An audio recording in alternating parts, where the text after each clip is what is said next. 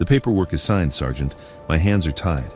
He's a danger to the staff and a liability to this installation. We've given him every chance. The voice was flat, bureaucratic, a sound of resigned finality that grated on the raw grief in the air. He lunged at Dr. Evans yesterday. That was the last straw. The appointment is for 1600. A younger voice, tight with emotion, pushed back. Sir, with all due respect, Shadow isn't a liability.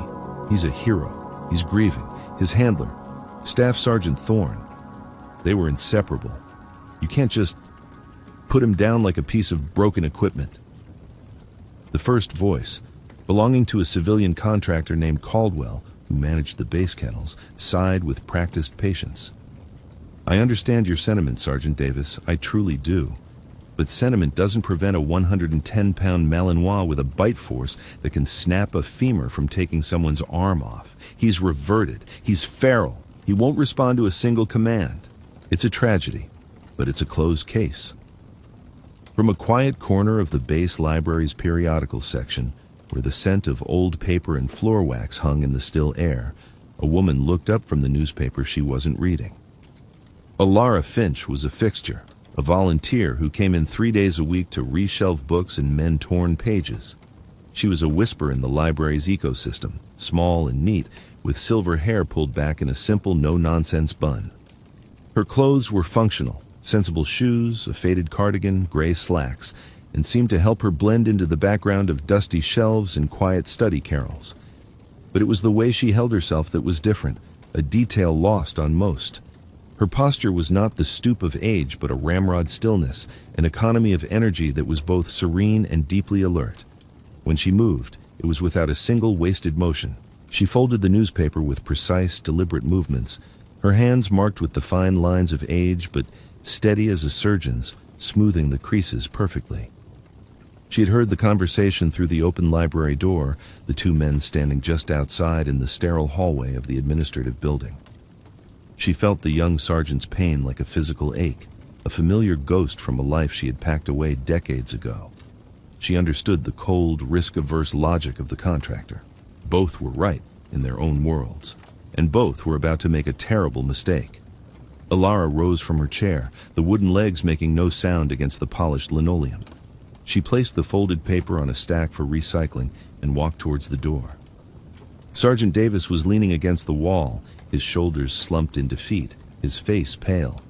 Caldwell stood with his arms crossed, his expression a careful mask of professional sympathy that didn't quite reach his eyes.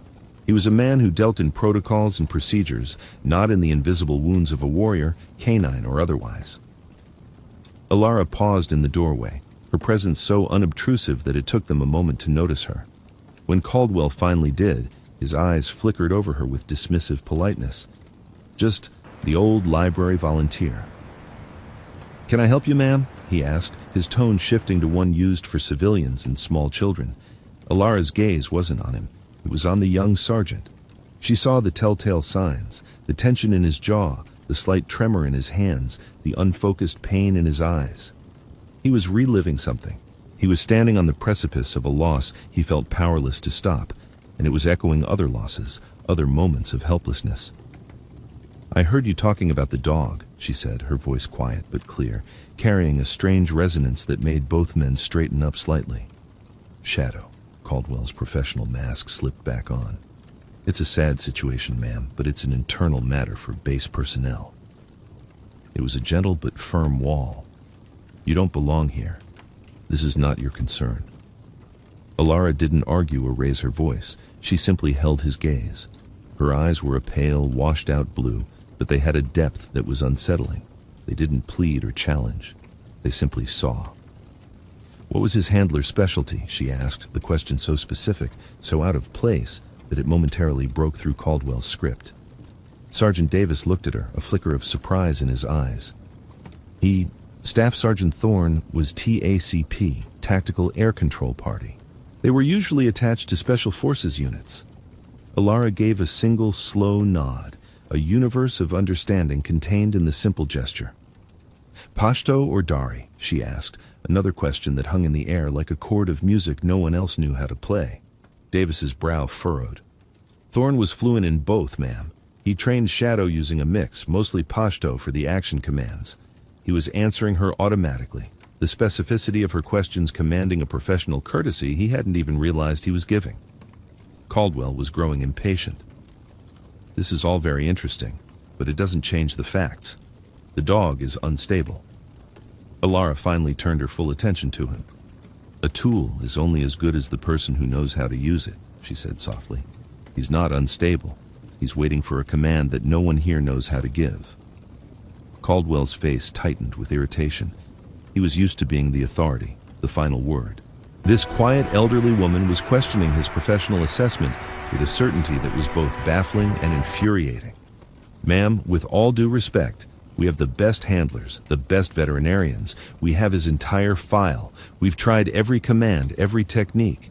The dog is a lost cause. He said the last words with a grim finality, glancing at Sergeant Davis as if to say, "See? It's over." But Davis was no longer looking at him. He was staring at Alara Finch, a strange, unreadable expression on his face. The questions she'd asked, they weren't civilian questions. They weren't even standard military questions. They were insider questions, honed and specific, hinting at a level of knowledge he couldn't place. Alara ignored Caldwell's pronouncement. Her focus remained laser-sharp. "Let me see him," she said. It wasn't a request. It was a statement of intent. Caldwell almost laughed. The absurdity of it was overwhelming. "Absolutely not. It's far too dangerous. He's in isolation for a reason. I can't have a civilian getting mauled on my watch. The liability is—" "I'll sign any waiver you want," Alara interrupted, her voice still quiet, but now laced with a thread of steel. "I am not a liability, Mr. Caldwell. I am a solution." For the first time, Caldwell was at a loss for words. The sheer, unshakable confidence in her was unnerving. She didn't seem eccentric or foolish. She seemed competent. It was an aura that radiated from her, clashing violently with her unassuming appearance. It was in the way she stood, balanced perfectly on the balls of her feet, ready to move. It was in her controlled, even breathing. Sergeant Davis, sensing a shift in the dynamic, seized the opening. "Sir, what's the harm? Let her try. I'll go with her. I'll take full responsibility." He looked from Caldwell to Alara, his initial despair being replaced by a fragile, desperate hope. He didn't know who this woman was, but she was the first person to talk about Shadow like he was still a soldier, not a case number. Caldwell looked back and forth between the earnest young sergeant and the unnervingly calm old woman. Every regulation in his book screamed no. But something in Alara's eyes, a look that said she had faced down far worse things than a grieving dog and a stubborn bureaucrat, made him hesitate. He was a man of checklists and protocols, and for the first time, he was faced with a variable he couldn't quantify. Against his better judgment, he heard himself say, "Fine, 5 minutes, from the observation window only. The second he gets agitated, it's over, and you both sign waivers." He turned on his heel and strode down the hall, the jingle of his keys sounding like a death knell. Alara simply nodded and fell into step behind him, her movements fluid and silent. The kennel block was a world away from the quiet library. It smelled of antiseptic, dog food, and the faint metallic tang of fear. The air hummed with low whines and the occasional sharp bark, but as they approached the isolation run at the far end, a heavy silence fell. It was a silence born of respect and dread from the other animals. They knew who was at the end of the hall. Shadow's kennel was reinforced steel mesh. Inside, the dog was a coiled spring of muscle and fury. He wasn't barking or whining. He stood in the center of the concrete floor, perfectly still, his head low, his golden eyes burning with a cold fire. His black-tipped fur bristled along his spine. He was a magnificent, terrifying creature, a living weapon with no one to wield it.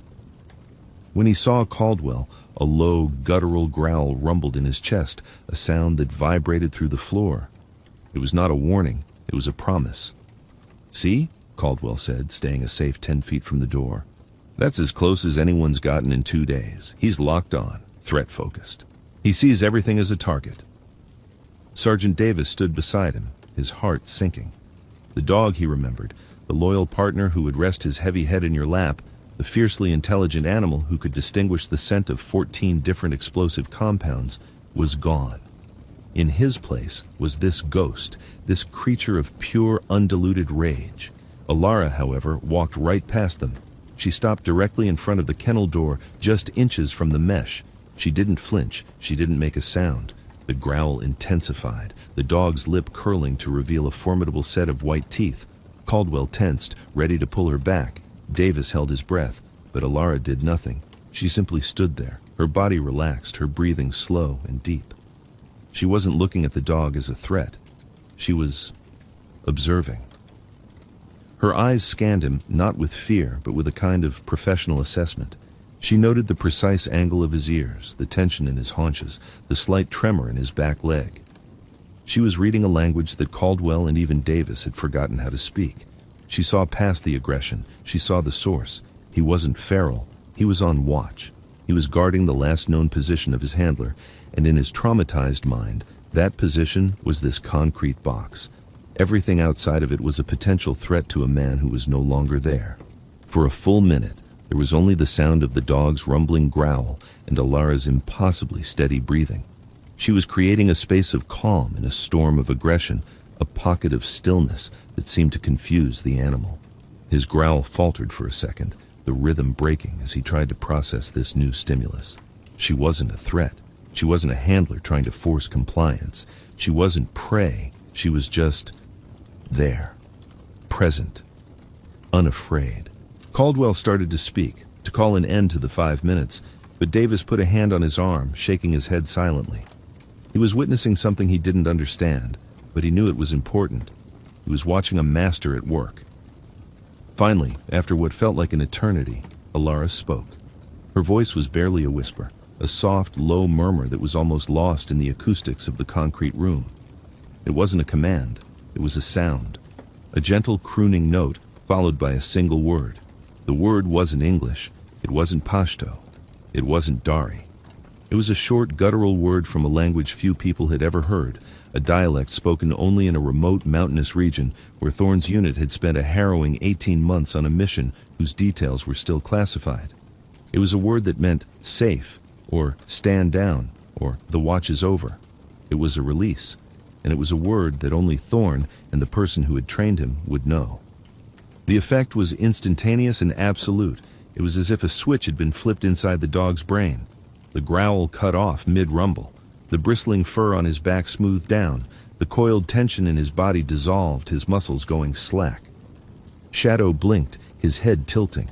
He took one step forward, then another, his claws clicking softly on the concrete.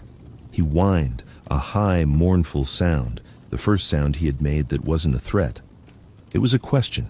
He pressed his head against the steel mesh, his body trembling, his golden eyes fixed on Alara. The cold fire was gone, replaced by a deep, bottomless well of confusion and grief. He was no longer a weapon. He was just a dog who had lost his person. Caldwell stared, his mouth hanging open. He looked from the now docile dog to the small, elderly woman, his mind utterly failing to compute what he had just witnessed. All his protocols, his risk assessments, his carefully constructed certainty, it had all evaporated in the space of a single incomprehensible word. He was speechless, his authority rendered meaningless by a display of knowledge so profound it felt like magic. But Sergeant Davis was not just seeing magic, he was seeing a ghost. He didn't know the word, but he recognized its function. It was a failsafe, a deep-level psychological key taught only in the most advanced, most secretive MWD handler programs. These were programs that had been phased out years ago, programs whose founders were the stuff of legend, their names spoken in hushed, reverent tones at handler schools. They were pioneers, psychologists as much as trainers, who understood the deep symbiotic bond between operator and animal. They knew how to build a warrior, but more importantly, they knew how to bring one home. His eyes widened as the pieces clicked into place. The posture, the economy of movement, the impossibly specific questions about TACP and local dialects, the unnerving calm. Alara Finch wasn't just a library volunteer. She couldn't be. He was looking at a living piece of history. "Ma'am," he breathed, the word full of a dawning, incredulous respect. "Who are you?" Alara didn't look at him. She kept her attention on Shadow, her fingers slipping through the mesh to gently stroke the soft fur behind his ears. The dog leaned into her touch, a low, contented rumble replacing the growl. "I'm just someone who believes that no soldier should be left behind," she said, her voice soft but firm. She turned her head slightly, her pale blue eyes meeting Caldwell's shocked gaze. "He's not broken, Mr. Caldwell. He's stuck in his last command set. His handler is gone, so the all clear was never given. He's been holding a defensive perimeter for a week, alone in his head. He needs to be formally decommissioned, not destroyed." Her words were a quiet rebuke, a lesson delivered without malice. She was explaining the complex psychology of a combat-stressed animal with the simple clarity of someone who had written the book on it. She was teaching them, not shaming them. She was showing them the path forward. Caldwell, to his credit, was smart enough to recognize when he was hopelessly out of his depth. The arrogance and impatience had vanished, replaced by a humbled, stunned silence. He looked at the dog, now acting like a perfectly normal, affectionate animal, and then at the woman whose quiet authority had achieved in 2 minutes what his entire staff couldn't in 2 weeks. He fumbled with the keys, his hands shaking slightly. He unlocked the kennel door and swung it open. What does he need?" he asked, his voice barely a whisper. He had ceded command. He was asking for orders. "He needs a purpose," Alara said, not moving from her spot. "But first he needs to be told that his tour is over. He needs to be walked through a full stand-down sequence in order in the language he was trained in. It has to be done right, or he'll just lock back up the next time he's stressed." She finally straightened up, her back as straight as a young soldier's, and looked at Sergeant Davis. A flicker of something passed between them, a shared understanding of duty, of sacrifice. "You knew Staff Sergeant Thorne," she said. "You can do it. I'll walk you through it." It was an offer of mentorship, a passing of the torch. Davis felt a surge of emotion so strong it almost buckled his knees. He was being invited into a world he had only read about, to be taught by a legend he never knew existed. He nodded, unable to speak, his throat thick. He stepped forward, his earlier fear gone, replaced by a profound sense of purpose. He was no longer just trying to save a dog, he was honoring a fallen comrade and upholding a sacred trust. He was being shown the true meaning of the handler's creed. Alara began to speak in low tones, giving Davis a series of soft commands in the same obscure dialect. Simple things first. Words for sit, heel, watch me. Davis repeated them, his pronunciation clumsy at first, but with Alara's gentle correction, he found the rhythm. Shadow responded to Davis instantly, his training taking over, his eyes locking onto the young sergeant with focus and trust, but he kept his body angled towards Alara, his anchor in the storm. Over the next hour, the concrete kennel block transformed into a place of quiet healing. Alara guided Davis through the intricate ballet of decommissioning a high-level working dog. It was more than just commands, it was ritual. It involved specific movements, tones of voice, even patterns of breathing. It was a process designed to systematically deactivate every combat trigger, to tell the dog on a primal, instinctual level that the war was over, that he was home, that he had done his duty. Caldwell watched from a distance, silent and humbled. He saw Alara gently correct Davis's posture, showing him how to shift his weight to signal safety and calm to the animal. He heard her explain the why behind every command, how this word released the hypervigilance for tripwires, how that tone of voice deactivated the aggression response. He was getting a masterclass in a field he thought he understood, and he realized he had only ever been skimming the surface. He had seen a problem to be managed. She saw a soldier to be healed. He had seen an animal. She saw a partner.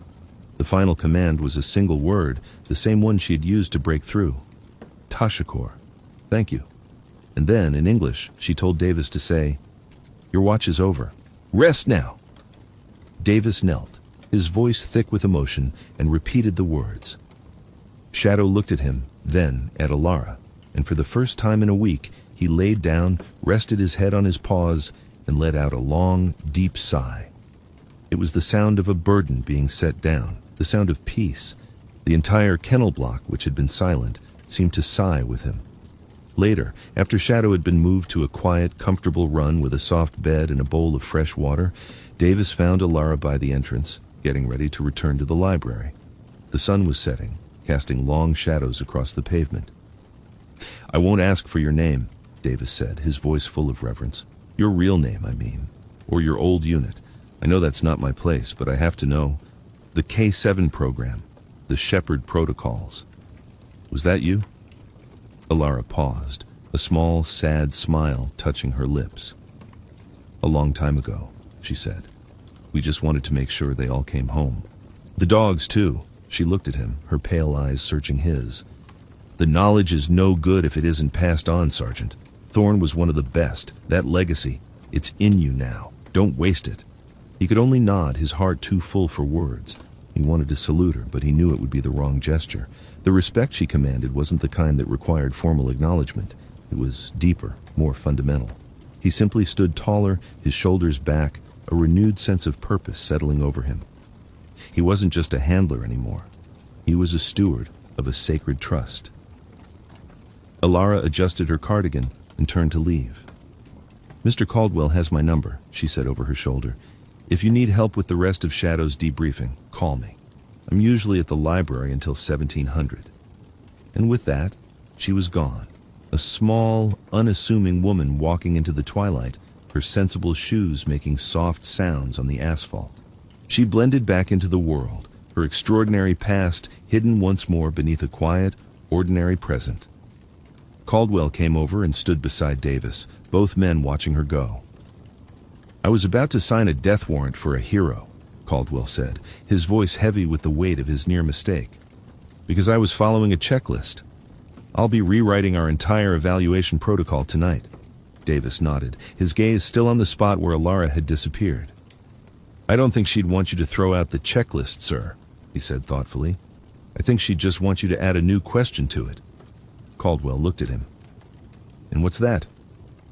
Sergeant Davis turned, a new confidence in his eyes, the quiet authority of his mentor now echoing in his own voice. "Have we tried listening in their own language?" The question hung in the evening air, a simple truth that had almost been forgotten. It was a lesson learned not in a classroom or from a manual, but in a concrete kennel, from a quiet librarian who knew that the deepest wounds can only be healed by those who speak the language of the broken, and that the greatest strength is often found in the gentlest touch. The watch was over for one soldier and just beginning for another.